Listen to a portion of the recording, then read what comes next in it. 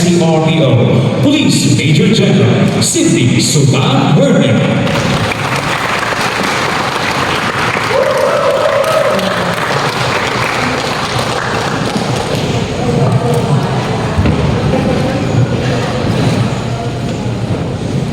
Please sit down.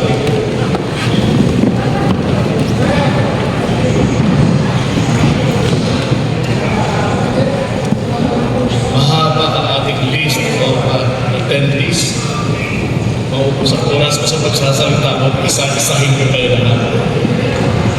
So, isang mapagpalang hapon sa ating lahat. Una-una, ako'y nagpapasalamat dahil alam kong lahat kayo ay may kanya-kanyang trabaho na kailangan gampanan sa oras na ito. But you decided to come here and join us in this moment to celebrate. So maraming salamat po sa inyo lahat. Sa ating mga kapulisan naman, alam ko, kayo ay marami din ginagawa sa inyong opisina. Marami kayong pinapalwa po ng mga kaso dahil araw-araw po kayong pinapalwa sa mga cases natin. Maraming salamat at ay sinilip nyo sa schedule ito na event ngayong hapon. Sa ating mga police vloggers at media men na dito ngayon, taos-puso po ang nagpapasalamat sa inyo for joining us this afternoon. Kanina habang nagsasalita si vlogger namin police, Master Sergeant Ruiz, tinitingnan ko siya. Habang tinitingnan ko siya, naalala ko nung ako ay nag-undergo ng training doon sa Honolulu, Hawaii. Yung isang aming professor doon, mahaba yung kurso namin, almost 3 months. Ang isang professor doon, sinabi sa amin, there will come a time na an individual can be a media man. That was 2012, about 12 years ago. Hindi ko makakalimutan yung sinabi na kami mga estudyante. Darating ang araw, pwede kayong media man, any one of you. At that time, I cannot comprehend why. Paano ko maging media man tuloy sa akin? Hindi ko maisip-isip.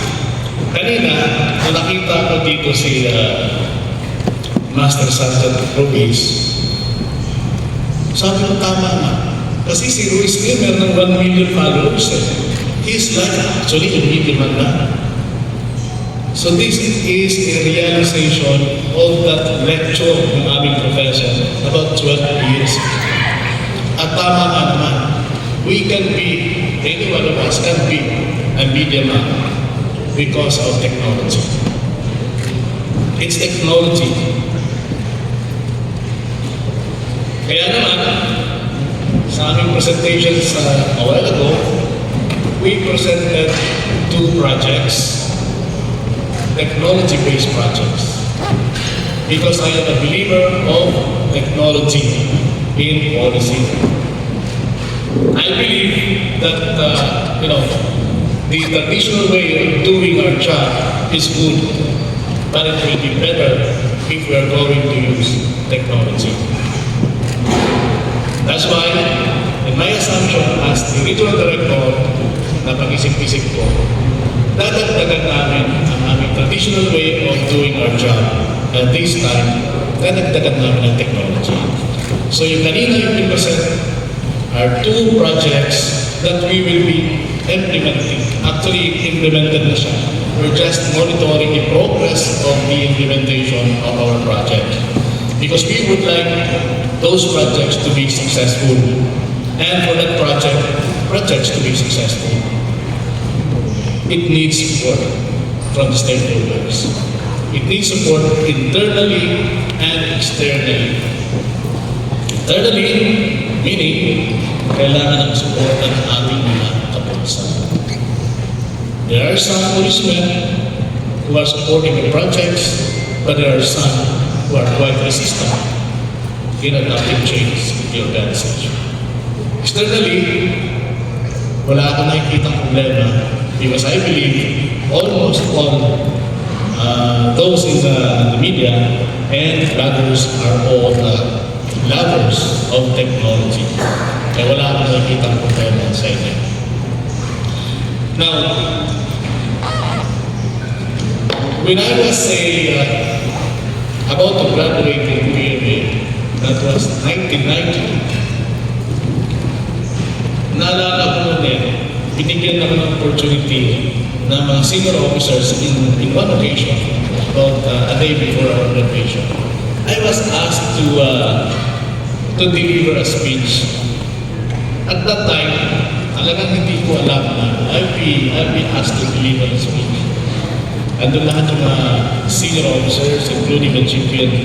At that time, it was Director General Nazareno and all other senior officers at all. So we were young cadets then. And I was asked to deliver a speech. No? So while I was moving towards the podium, wala talaga ako maisip na sasabihin in front of those generals na nasa harap ko. But as a young lieutenant and a very ideal, yung pag-iisip talaga na very ideal na pag-iisip. Ay ang nasabi ko lang, simple lang Because at that time, laging laman ng pahayagan ng PNP because of so many anomalies. Kaya naman kami sa barracks, pag-iisapin namin, bakit namin na hindi magandang nangyayari sa organization na kung saan yung doon kami papunta lahat. Kaya out of my idealism at that time, alam niyo na sabi ko, we were 25 of us facing the audience and I was the speaker at that time.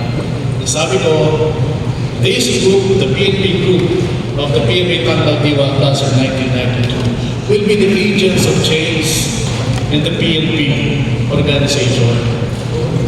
That was a statement born out of idealism. At alam niyo nangyari? Maybe because of that idealism, all of us were assigned to Mindanao. Yun yung reward ng aming idealism. And when we were in Mindanao, most of us in Mindanao, of course, there were some who were assigned in the Special Action Force, but the rest of us, Mindanao, and I think about 3 of us were assigned to Region 8. And Region 8 at that time is even worse than being assigned in Mindanao.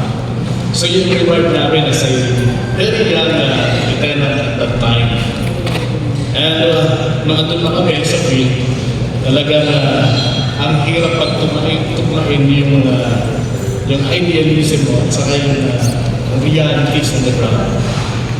So yung assignment namin actually was given to us by the leadership for us to understand realities. And how can we bring realities with idealism? So sa ngayon, with more than 30 years in the service, we really have to adjust with the situations. But that desire to keep on, changing what you can change, being an agent of change, should not be forgotten. Kaya ako ngayon, sabi ko, nandyan pa rin sa aking puso yung mga words na sinabi ko when I was a young cadet speaking before senior officers. And this time, in my last year in the service, as a senior officer in the Philippine National Police, that burning desire for change is still very much alive. And I hope with that desire, I can influence the members of the PNP organization, the members of the NCRPO to join me in making positive changes in our organization. We might not be able to change everything, but sabi ko, In every unit na ako ay na-assign, I wanted better than when I first assumed the position, than when I left the organization. So here in NCRPO, dalawa po kasimple ang aming objective. I want to make the PNP organization, the NCRPO, better than it is right now.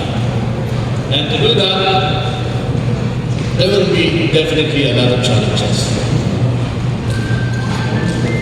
In my more than 2 weeks, nakita ko na yung mga maraming problema. And this event today is an event that, lending or extending our request to everybody to help your PNP. Tulungan po ang PNP. Kapag tinulungan ng PNP, we are also helping the community. Tulad ng aking nandito sa aking speech, nababasahin ko yung part of my speech.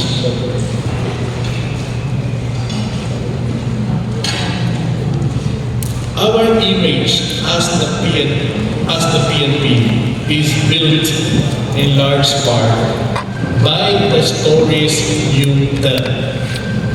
By sharing balanced, factual narratives about the dedication and integrity of our personnel, you help cultivate the public's trust and confidence. Yan po ganyan po ang pagtingin namin sa inyo. Kaya naman, with your help, with our partnership, collaboration, ay naniniwala ako that we can make NCR a better place, not only for our families, for your families, but for all of us. I am a resident of Metro Manila, kaya naman yung desire ko to make NCR a safer place to live, I can do. Kasama-sama tayo will make National Capital Region a safe place for all of us. Thank you and magandang. Thank you very much.